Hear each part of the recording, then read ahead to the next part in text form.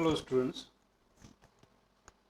today I am talking about the local anesthetics.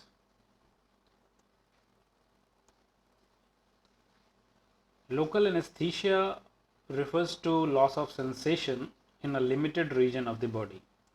I hope you remember we have completed the general anesthetic chapter where you understood what the general anesthesia is. So here you can understand the difference between the general anesthesia and the drugs with the local anesthesia and their drugs. This is accomplished by disruption of afferent neural traffic via inhibition of impulse generation or propagation. This thing you will understand more in the next slides. Local anesthetics are drugs which upon topical application or local injection cause reversible loss of sensory perception, especially of pain in a restricted area of the body.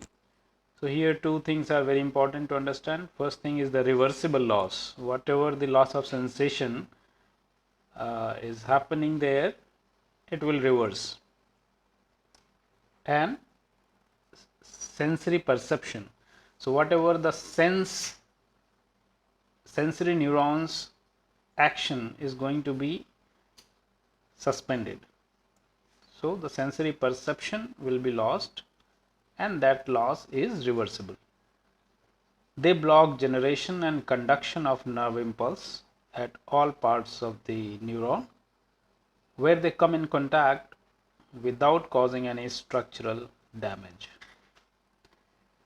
Thus not only sensory but also motor impulses are interrupted when a local anesthetic is applied to a mixed nerve. Mixed nerve, we are saying where the sensory and motor nerves are that bundle where both are going together or adjacent. So in that area if you are applying, even the motor nerves get affected, resulting in muscular paralysis and loss of autonomic control as well. Such blockage may bring with it other physiological changes. Actually your purpose was to block those nerve impulses, but other than that some other physiological changes may also appear. For example, muscle paralysis and suppression of somatic or visceral reflexes, and these effects might be desirable or undesirable depending on the particular circumstances. Here is an example of the structure of procaine as an prototype drug of this category. Here difference between the general anesthetic and local anesthetic has been shown. Now the classification of drugs used as local anesthetics. We can divide into two major classes, injectable anesthetics and surface anesthetics. Injectable anesthetics have one subclass on basis of the potency and duration. So first is the low potency short duration drugs. Examples are procaine and chloroprocaine. Next is the intermediate potency and duration drugs. Examples are lidocaine, which is also called as lignocaine, and prilocaine.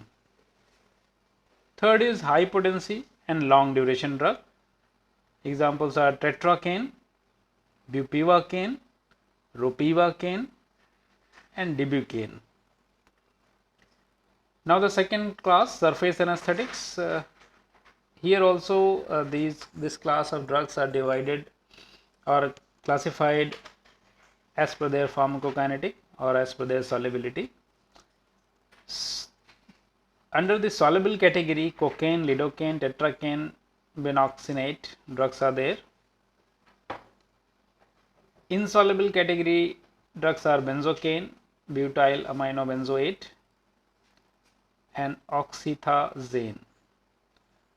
Some other drugs, mepivacaine, etidocaine, articaine, diclonine, and proparacaine. So these are the drugs which used as a local anesthetic. During the other chapters when you studied some kind of sedative hypnotics and all other, they are also having somewhat local anesthetic effects, but they are not used as for the local anesthesia purpose because of various different effects what they are producing. So this is the main class of local anesthetic drugs. Here this table will tell you about something about the pharmacokinetic differences among the drugs of this class. So before we study about the mechanism of action of local anesthetics, we need to understand something about sodium channel. So here I am going to discuss about sodium channel. You might have gone through sodium channel about sodium channel many a time, but here I am taking little detail because that detail will help you out to understand the mechanism of local anesthetics.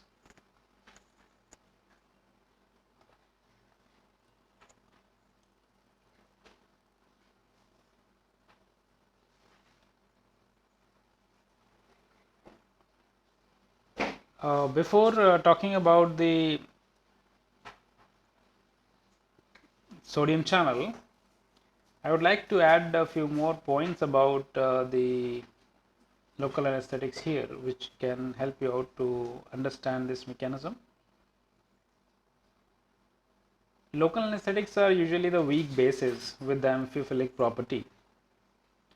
Hydrophilic secondary or tertiary amines, one side joined with an alkyl chain through an ester or amide linkage to a lipophilic aromatic residue on other side. For example, cocaine, procaine, chloroprocaine, tetracaine, benzocaine linked with the ester, and lidocaine, bupivacaine, dibucaine, prilocaine, ropivacaine, they are linked with the amide.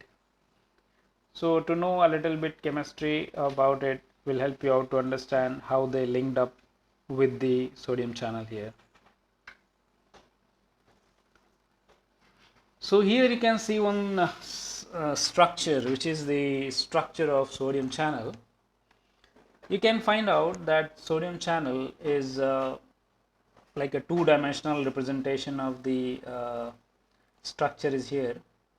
Alpha unit, it has 3 unit. You can say it is divided in 3 unit: beta 1 unit, beta 2 unit, or alpha subunit. So like that 3 different subunits are there. Alpha, which is in the center and the most important one. The polypeptide chains which have been shown here are represented by the continuous lines. If you see the continuous lines,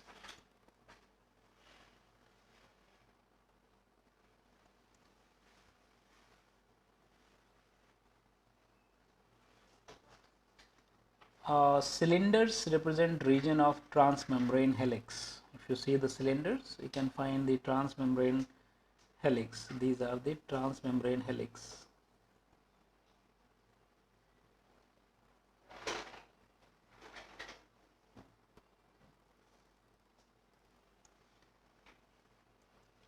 Here some epsilon signs are there, and these epsilon signs are indicating the site of demonstrated sodium, or you can say the nitrogen linked glycosylation.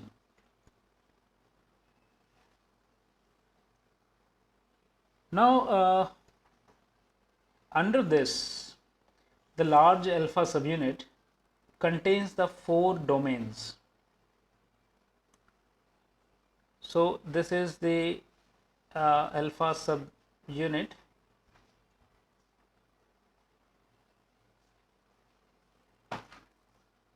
Here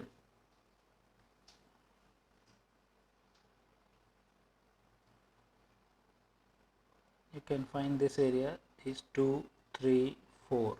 So these are your alpha subunits, and each subunit, suppose that we are taking unit 1, so you can see here each subunit is having 6, or you actually these first, second, third, fourth, you can, if you call them as a domain, then it will be easy for you to understand that each domain has these 6 subunits. These subunits are divided as S1, S2, S3, S4, S5 and S6, right? And this S4 here is a very important unit. Each domain is thought to consist of 6 transmembrane segments in alpha helical conformation, as I told you, S1 to S6,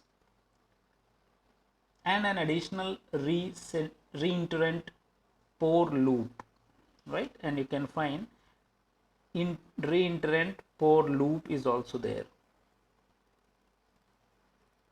This is okay.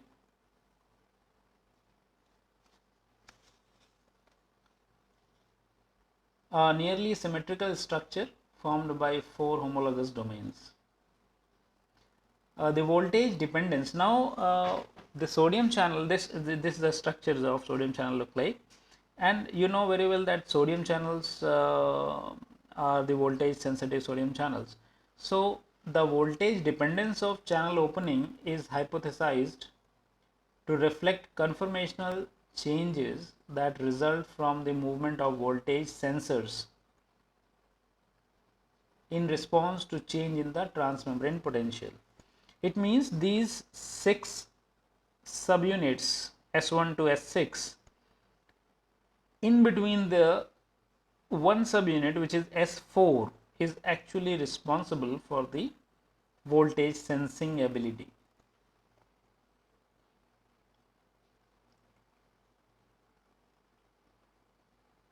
So the voltage sensors are located in the S4 transmembrane helix. This S4 transmembrane helix are hydrophobic and positively charged, containing lysine or arginine residues at every third position.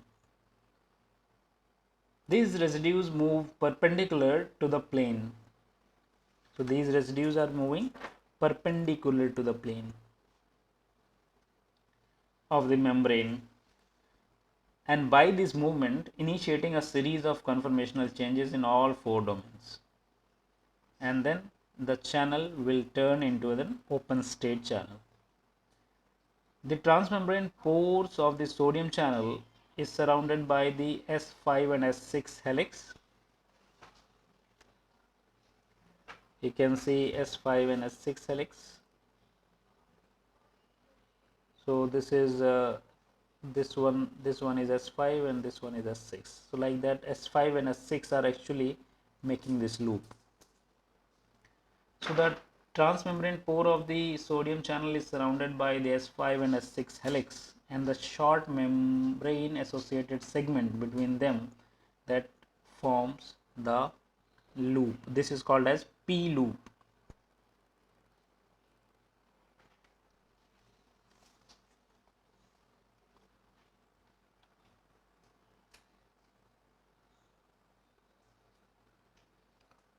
Electrical field exerts a force on these charged amino acid residues, pulling them toward the intracellular side of the membrane.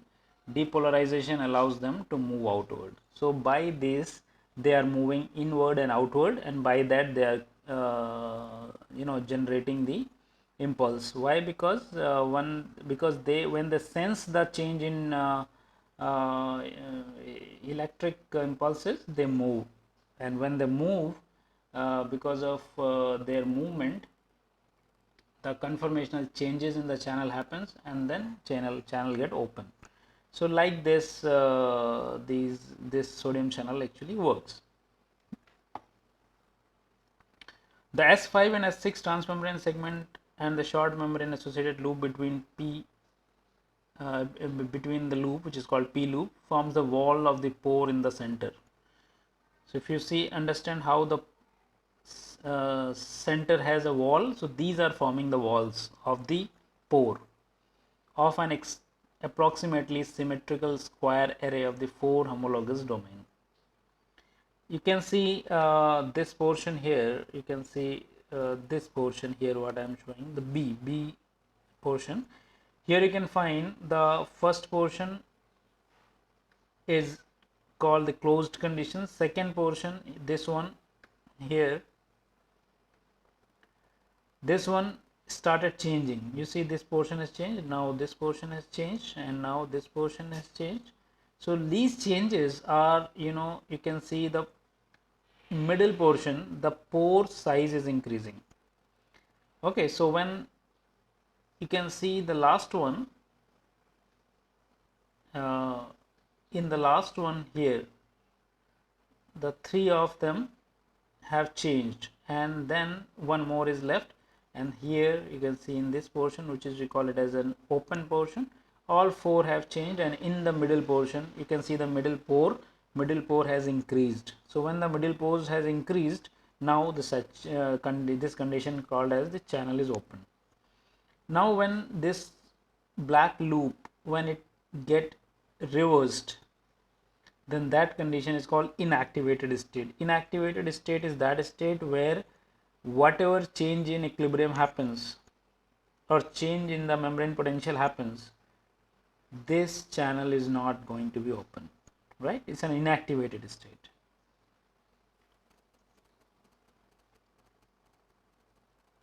The amino acid residues indicated by a circle in a P loop are critical for determining the conductance and ion selectivity of the sodium channel and its ability to bind the extracellular pore blocking toxins like tetrodotoxin and saxitoxin.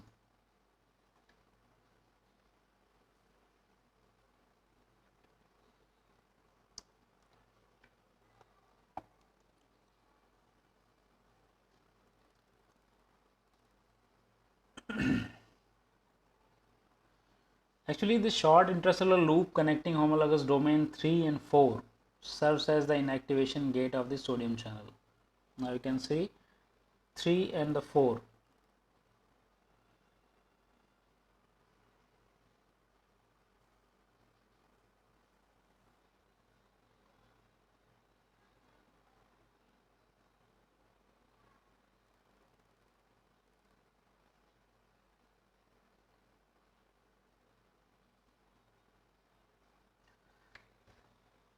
So the short intracellular loop connecting homologous domain 3 and 4 serves as the inactivation gate of the sodium channel.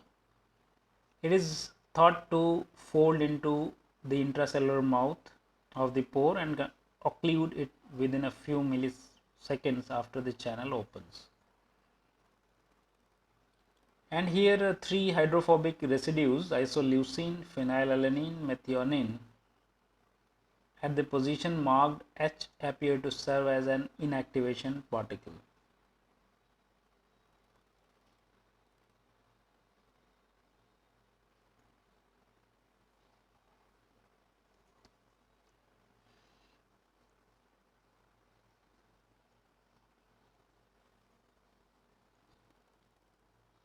Entering the intracellular mouth of the pore and binding therein to an inactivation gate receptor there.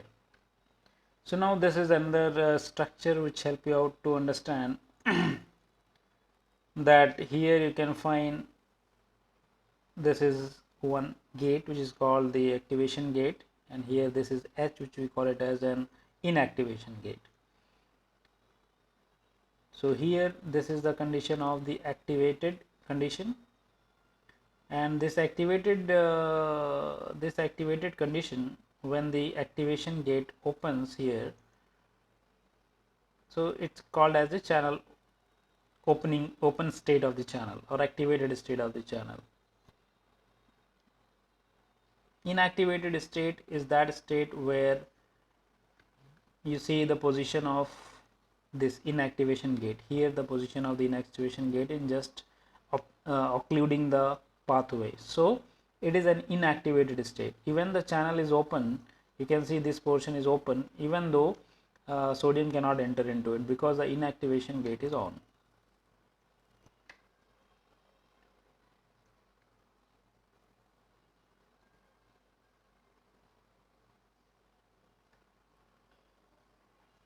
So here the sodium channel has an I told you activation gate, which is represented as M gate, and the H gate as inactivation gate has been shown. In the resting state, the activation gate is closed. Threshold depolarization of the membrane opens the activation gate, allowing sodium ions to flow in along the concentration gradient. Okay.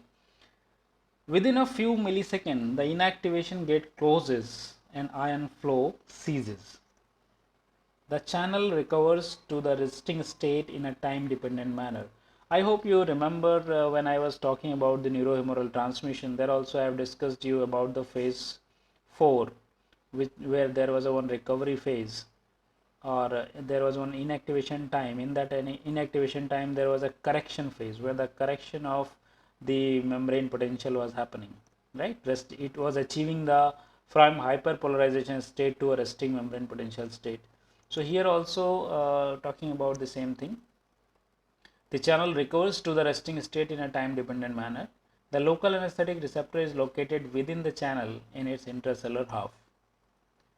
The local anesthetic traverses the membrane in its unionized lipophilic form.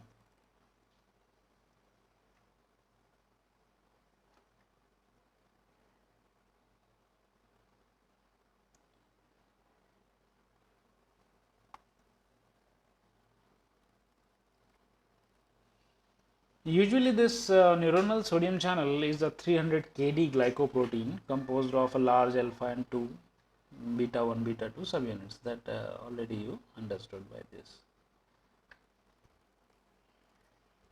So I hope these points I have already discussed about. So this is the structure and working of the sodium channel. You have seen that how many domains and sub units are formed, and how these domains and subunits are acting, what loop they are forming, and which is the voltage sensitive or sensing part of the sodium channel, right? So this way the sodium channel acts.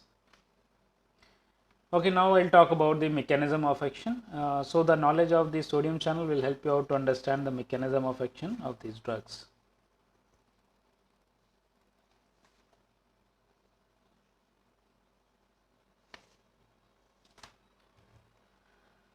The application of a local anesthetic to a nerve that is actively conducting impulses will inhibit the inward migration of sodium.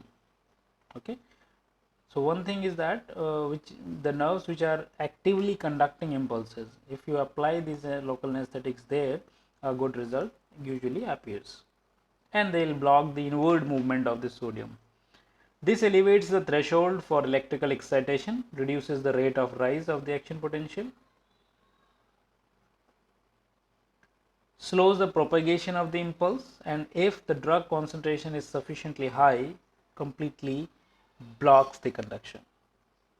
The local anesthetics interfere with the process fundamental to the generation of the action potential, namely the large transient voltage dependent rise in the permeability of the membrane to sodium. So ultimately everything is the environment or the life for the sodium entry is changed completely, right? So now the sodium cannot enter that easily as it was earlier, and when sodium won't enter, depolarization will not happen, threshold won't generate, the action potential not generate, and the signal won't transmit it.